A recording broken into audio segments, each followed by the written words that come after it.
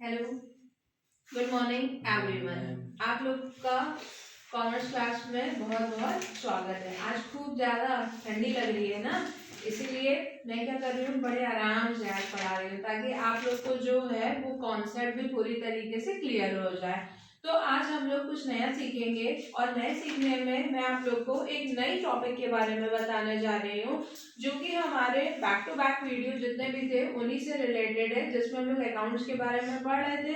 तो आज मैं अकाउंट्स में आप लोग को रिटायरमेंट में एक ऐसा केस बताने वाली हूँ जिसमें आपका गुडविल तो रहेगा ही, लेकिन गुडविल के साथ साथ ऑलरेडी गुडविल जब नया पार्टनर, जब आपका पुराना पार्टनर कोई रिटायर हो जाता है तो ऑलरेडी उससे पहले भी गुडविल अपीयर होती है। और इसके अलावा जब कोई नया पार्टनर, जब कोई पुराना पार्टनर आपका रिटायर होता है, जो आपकी गुडविल होती है पुराने पार्टनर की, उसके जाने की वजह से जो है वो भी चेंज होती है। तो हम लोग ये देखते हैं कि अगर कोई पार्टनर रिटायरमेंट हो जाता है तो वो कंटिन्यूइंग पार्टनर को कितनी गुडविल देके जाता है, और इसके साथ ही साथ जो गुडविल ऑलरेडी अपीयर्ड है, तो जब दो केसेस साथ में आते हैं तो हम लोग किस तरीके से क्वेश्चंस को करेंगे। आइए सबसे पहले हम अपने क्वेश्चन की तरफ बढ़ते हैं, जिसमें मैंने लिखा हुआ है कि पी क्यू आर जो है वो हमारे तीन पार्टनर्स है, तीनों का जो रेशियो है वो दिया हुआ है 1:3:4।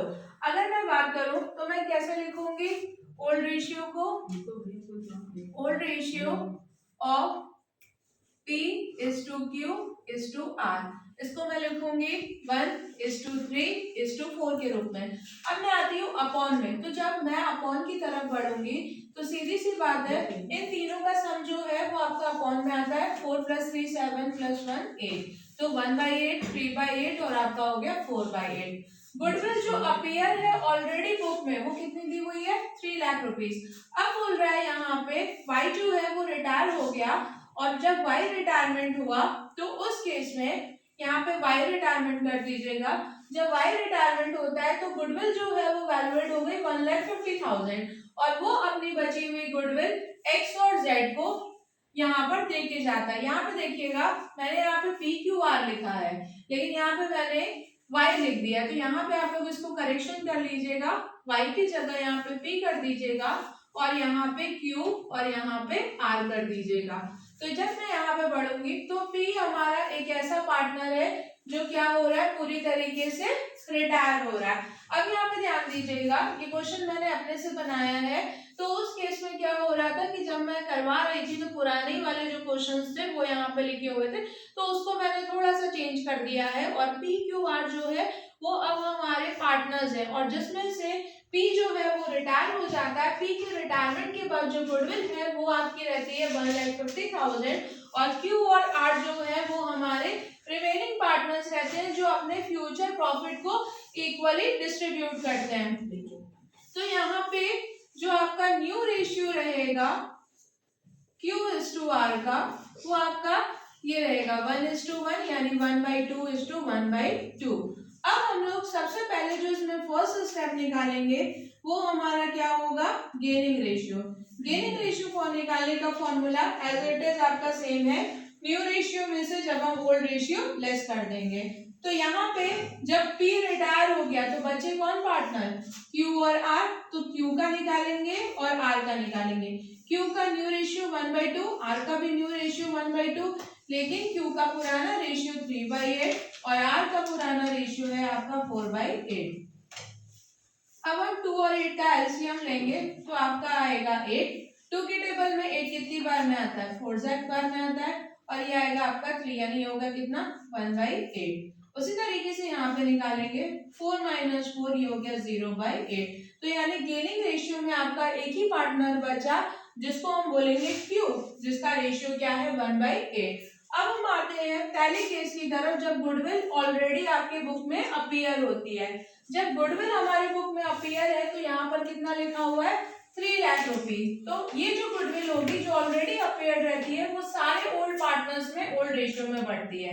तो सबसे पहले हम यहाँ लिखेंगे PS capital account debit, QS capital account debit, RS capital account debit to goodwill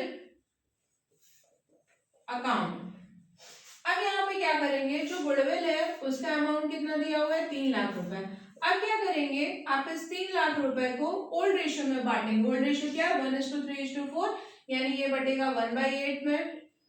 फिर ये आपका 3 लाख रुपीज है, इंटू बटेगा 3/8 में, और फिर 3 लाख है जो आपका बटेगा 4/8 में। तो ये हमारा अभी तक का पहला केस था, जहां पर हमने ये देखा कि जो गुडविल हमारे बुक में ऑलरेडी अपीयर्ड होती है तो उसको हम किस में बांटते हैं, ओल्ड रेशियो में। तो यहाँ पे हम लिखेंगे गुडविल नरेशन में, goodwill already appear in the book distributed as old partners in old ratio. It's clear? Second question पर हम आते हैं। इसमें सेकेंड केस में क्या है कि गुडविल आपकी वैल्यूएड है पी के रिटायरमेंट के बाद। पी के रिटायरमेंट के बाद गुडविल आपकी कितनी दी हुई है 1,50,000। तो अगर देखा जाए पी रिटायर हो गया, पी के रिटायरमेंट होने के बाद क्यू और आर का तो जो हमारा रेशियो है वो 0 हो गया, तो आर की एंट्री होगी नहीं। अब कौन बचा खाली कंटिन्यू में, क्यू। तो हम लोग एंट्री करेंगे Q S capital account debit to जो आपका रिटायरमेंट पार्टनर है पी एस कैपिटल अकाउंट, ये आपका आ गया। अब जो आपका 1,50,000 का आपका अमाउंट है, उस 1,50,000 को हम क्या करेंगे, जो हमारा पार्टनर बचा उसके रेशियो में बांट देंगे, यानी ये 1/8 में बढ़ जाएगा। तो ये एक हमारा छोटा सा कॉन्सेप्ट था जिसमें हम लोगों ने ये पढ़ा कि जब गुडविल रिटायरमेंट के केस में ऑलरेडी अपीयर्ड होती है और उसके बाद अपीयर्ड होने के बाद जब एक पार्टनर रिटायर हो जाता है तो उसके बाद जो गुडविल में चेंज आते हैं वो किन पार्टनर को डिस्ट्रीब्यूट होगी। तो उन दो केसेस को हम लोग यहाँ पर सीखेंगे। तो ये हमारा था आपका एक छोटा सा कॉन्सेप्ट जिसमें हमने सिर्फ ये बताया कि एक्चुअल में गुडविल को किस तरीके से डिस्ट्रीब्यूट किया जाता है। गुडविल का मतलब तो आप लोग सभी को ही जानते हैं। गुडविल का मतलब क्या होता है, रेपुटेशन बढ़ाना। और अगर आपका नाम होता है, अगर आपकी पूरी तरीके से मैं ये कहूँ कि आपको लोग जानते हैं, आपकी पॉलिसीज वगैरह के बारे में जानते हैं, आपका नाम ब्रांड के रूप में मार्केट में अगर लॉन्च होता है, तो ये सारी चीजें क्या है, ये एक तरीके की गुडविल है। अगर आपका बनाया हुआ प्रोडक्ट मार्केट में बिक रहा है तो उससे भी आपके नाम की जो इंक्रीमेंट है वो धीरे धीरे क्या होती जाएगी, बढ़ती जाएगी। तो इसका मतलब ये कि ये भी एक ग्रोथ सेक्टर है। तो ये क्या हो गया, ये भी एक कॉन्सेप्ट है किसका, गुडविल का। तो जब एक पार्टनर चला जाता है तो बचे हुए पार्टनर भी उसकी गुडविल को क्या करते हैं, डिस्ट्रीब्यूट करते हैं। तो ये अकाउंटिंग का एक छोटा सा कॉन्सेप्ट था। Thank you everyone.